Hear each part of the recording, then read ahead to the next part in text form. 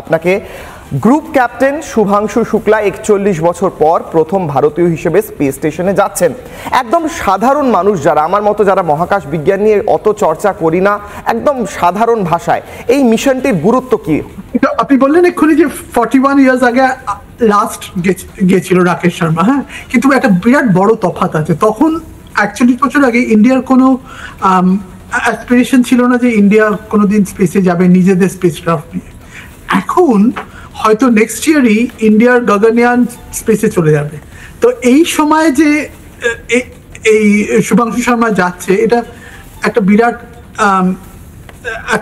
বিরাট জিনিস। কেননা এই স্পেস ফ্লাইটে যে জিনিস শিখতে হয়, যেটা বলি আমরা হিউম্যান স্পেসক্রাফট ইন্টারফেস, হ্যাঁ, যে যা যা ইস্যু অ্যাস্ট্রোনট ফেস করবে একটা স্পেসক্রাফটে, সেই জিনিসগুলো শিখতে পারবে। আর তারপরে গিয়ে গগনয়ান যারা ডেভেলপ করছে তাদের বলতে পারবে যে হ্যাঁ, এই জিনিসটা ঠিক ছিল, এই জিনিসটা ঠিক, এরকম করলে ভালো, এই জিনিসটা ঠিক ছিল না।